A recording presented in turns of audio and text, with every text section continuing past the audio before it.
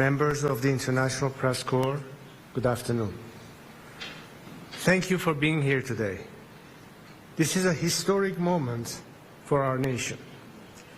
I will begin with a brief message to my compatriots in Iran in Persian, which I will then translate. همیهنان ایران عزیز ما به جنگی کشیده شده که بانی آن شخص علی خامنه‌ای و فرقه تبهکار و ویرانگر اوست. او اقتصاد کشور را به ورطه نابودی کشانده، زیرساخت‌ها و منابع ملی را به تاراج برده، ثروت ملت را برای ساخت سلاح هسته‌ای هدر داده، امنیت ایران را در هم شکسته. All right, so that is the Crown Prince of Iran, Reza Pahlavi, and we are expecting that a good portion of this is supposed to be in English. However, it appears that it is not just yet, but we are going to bring that to you the second that it does go into English. We believe that he is going to be speaking in some other languages as well, as he is over in Paris. I am going to lift up the audio here just so we can listen in, as again, he is expected to transition into English. My fellow compatriots, our beloved Iran has been dragged into a devastating conflict, the architect of which is none other than Ali Khamenei and his corrupt, destructive faction. He has driven our nation's economy to the brink of collapse, plundered our national infrastructure and resources, squandered the nation's wealth on developing nuclear weapons, shattered Iran's security, and stolen the sovereignty of the Iranian people.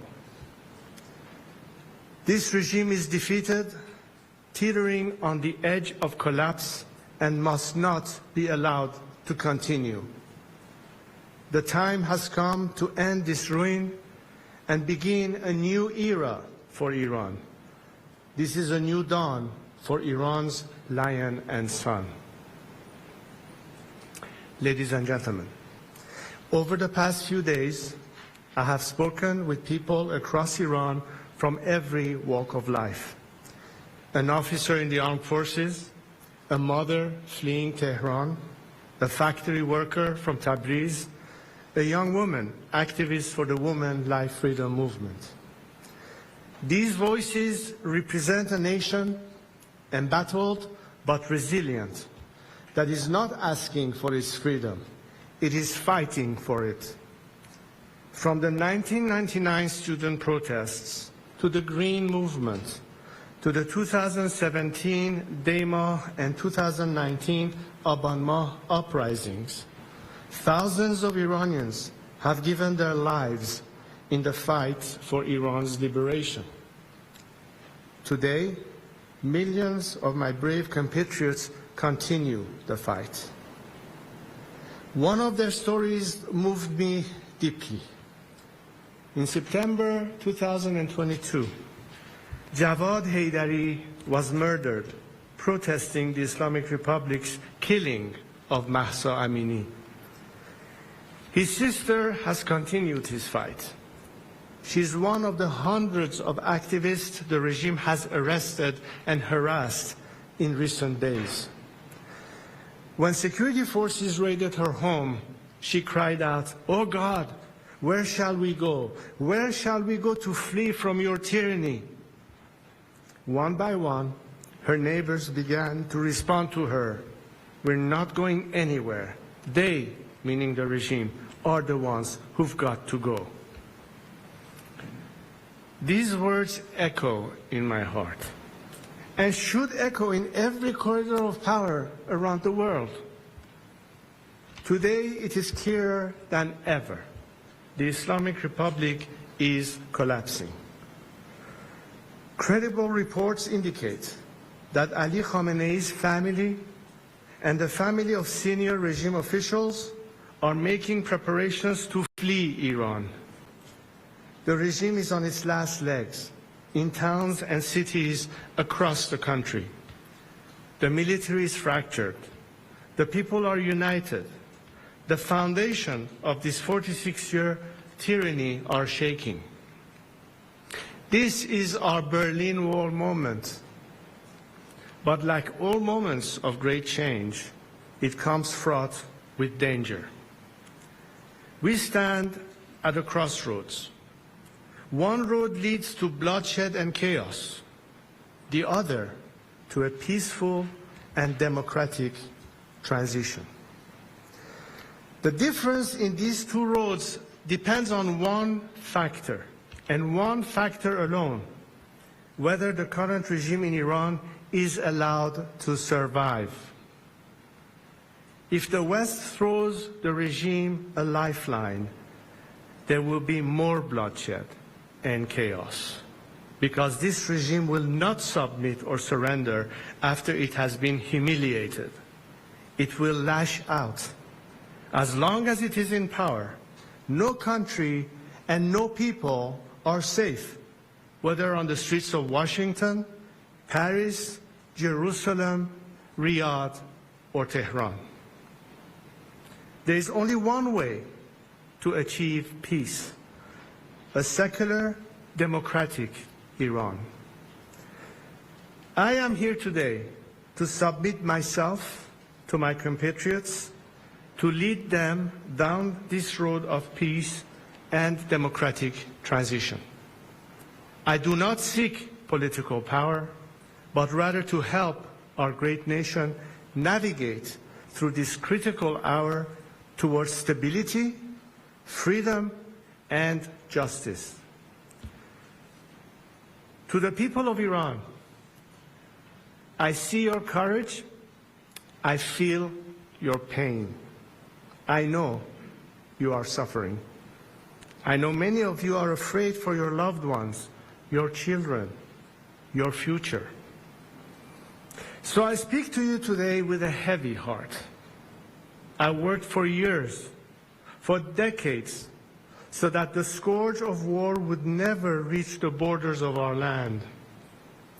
Seeing the images of the people of Tehran forced to flee our beautiful capital, the explosions in Isfahan, the fires along the Persian Gulf, all fill me with pain.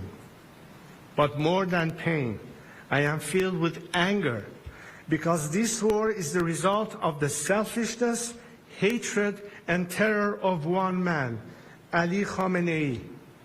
While he directs this war from the safety of his hidden bunker, he uses our people as human shields. It is time to end the suffering. So today, I have a direct message for Ali Khamenei. Step down, and if you do, you will receive a fair trial and due process of law, which is more than you have ever given any Iranian. To other senior regime officials, those of you whose hands are soiled with the blood of the Iranian people, you too will have to face justice. But we will not repeat the mistakes in other failed transitions. To those of you who are loyal to the Iranian nation and not the Islamic Republic, there is a future for you in a democratic Iran. If you join the people now, the choice is yours to make. I know these officers, these soldiers, these brave men exist because they are reaching out to me and telling me they want to be part of this national salvation. But now, greater coordination is needed. So to that end, today I am announcing that I am establishing a formal channel for military, security, and police personnel to reach out directly to me, my team, and our expanding operation. This is a secure platform to efficiently manage the growing volume of inbound communications and requests from those breaking with the regime and seeking to join our movement. For those patriotic members of our armed forces, the time is now to join the nation. If you do, I will make sure your service to Iran is not forgotten and is celebrated. To the international community, now is the moment to stand with the Iranian people. Do not repeat the mistakes of the past. Do not throw this regime a lifeline. You are right to be concerned about stopping nuclear weapons and securing regional stability. Only a democratic transition in Iran can ensure these goals are achieved and are lasting. Take, for example, the destruction of Natanz, Esfahan, and Fordo enrichment facilities. Yes, this has diminished the regime's domestic nuclear enrichment, but it does not diminish the regime's intent to acquire and use nuclear weapons. The regime, enraged and emboldened, will be seeking revenge and can acquire nuclear weapons from other rogue regimes like North Korea. The destruction of the regime's nuclear facilities alone will not deliver peace, but the path I offer can. So work with us to ensure a peaceful transition. Now is not the time for hesitation. Now is the time for principled action from each of us. 46 years ago, when my late father and our family were forced to leave Iran, I took an oath to God and to my country. I would not turn my back on Iran or the Iranian people. Every day since, I have dedicated my life to my compatriots. And today, I am here to reiterate it and to put myself at their service. I am stepping forward to lead this national transition, not out of personal interest, but as a servant of the Iranian people. I have a clear plan for transition and national renewal. Our transition and future democracy will be based on these three core principles: Iran's territorial integrity, individual liberties and equality of all citizens, separation of religion and state. The final form of this future democracy we seek will be for the Iranian people to decide in a national referendum. What I offer is not just a vision for the future of our country, but the plan to execute a peaceful, orderly transition. To achieve that, today I am announcing the following initial steps. First, I will convene a National Unity Summit. This gathering will include activists, dissidents, and groups from across the ideological spectrum who agree to these three principles. It will not be limited just to political groups, but business leaders, professionals, experts, and other groups with influence across Iranian society. This summit's objective will be to agree on a roadmap for democratic transition and reconstruction. Second, in parallel to the democratic process, I am developing an economic plan to rebuild Iran. We have already launched the Iran Prosperity Project, a comprehensive plan for the economic reconstruction and social stabilization of our country in 3 phases. The emergency phase of the first 4 to 6 months, the establishment phase of 18 to 24 months, and the normalization phase, which is long-term. In the coming days, my team of experts will publish the plans for the first 100 days after the collapse of the Islamic Republic based on this work.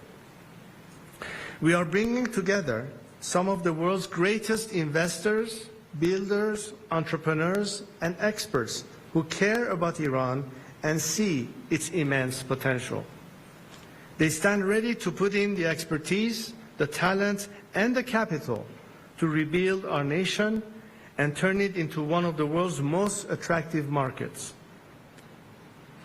Imagine this new Iran, a free and democratic Iran, living at peace with our neighbors, an engine of growth and opportunity in the region, a beacon of culture, innovation, and pride in the world. It is within our reach. We are proud, ancient, resilient people. The task before us Iranians today is no less than the ones faced by the great leaders, the great unifiers, the great builders of our history, like Cyrus the Great. As we embark on the final steps of this path to national revival, to liberation, to peace, we continue to be inspired by him. To my compatriots, this is our moment. I am with you. Let us build this new Iran together. Thank you.